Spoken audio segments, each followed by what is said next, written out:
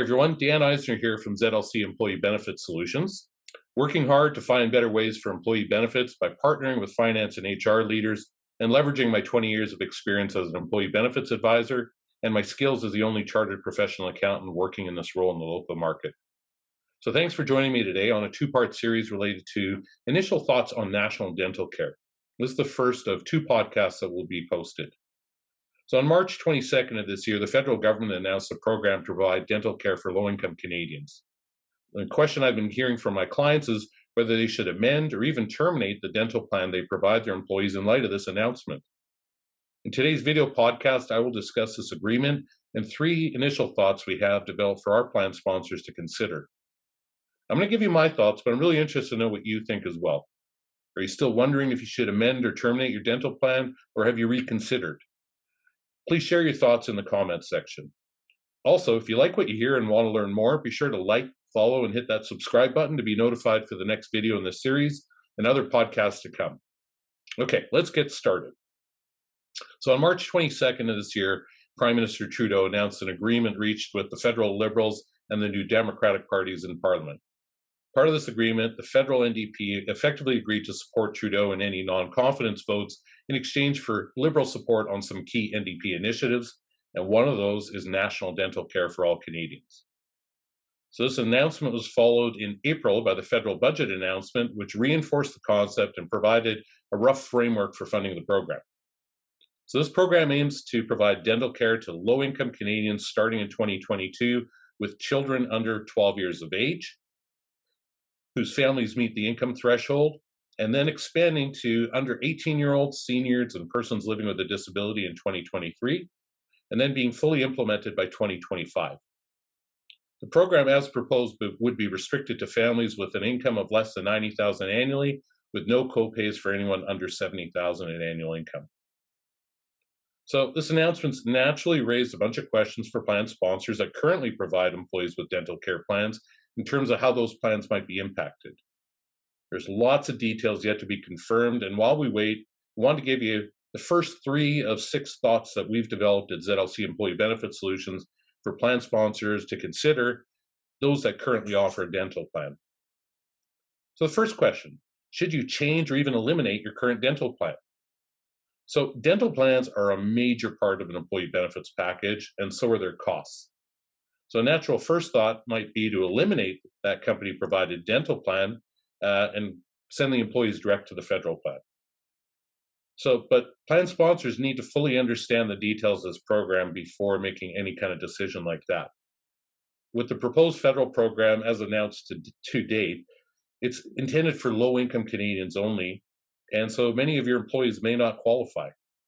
Now, of course, there's going to be some situations where an organization may largely employ individuals making less than $70,000 a year or $90,000 as a family, but most employers have employees in different income brackets. So employees may not all qualify for the federal plan. Next question is, should the federal plan be the first payer or the second payer for dental costs? And this decision is going to have a major impact on how the federal program impacts company-provided dental plans. If the federal plan becomes the first payer, the company plan could simply be used as a top-up to pay for services not covered by the federal program. But if the federal program is second payer, company-provided dental plans, won't see any cost savings unless their plan designs are changed significantly. So in pharmacare provinces like British Columbia, this is already what's happening for drugs. When the government pays for certain drugs and employees meet eligibility criteria, the government effectively becomes first payer, and coverage is coordinated with insurers, with company-provided plans being the second payer. So while it might be possible for a federal dental care program to be first payer, the Canadian insurance industry would have to make some big changes in terms of being able to identify those Canadians eligible for the federal dental program and then coordinate payments between the two plans.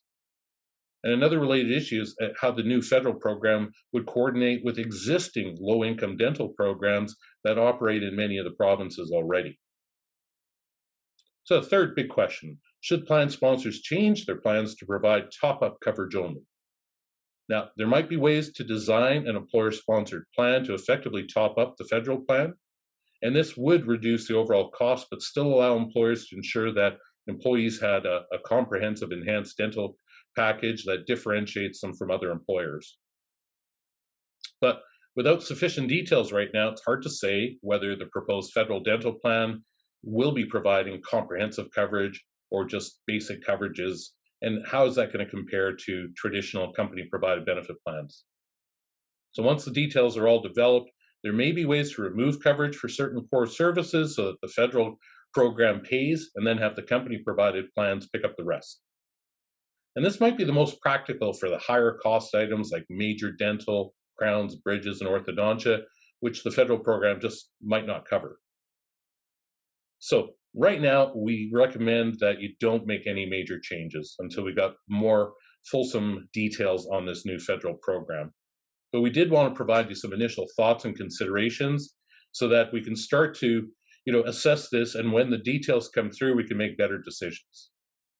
So we've covered the first three thoughts, and the next three are going to be covered in the next podcast.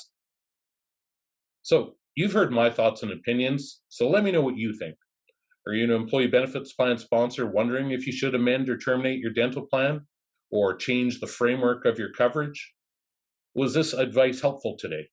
Please leave me your comments in the comments section below, and look forward to our next video podcast where we'll tackle the following questions. Should employees be allowed to opt out of company-provided dental plans?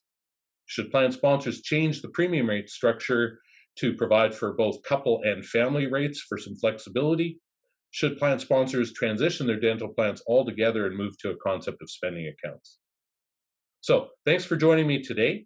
Be sure to subscribe to my channel for a notification on that next video podcast. Thanks so much.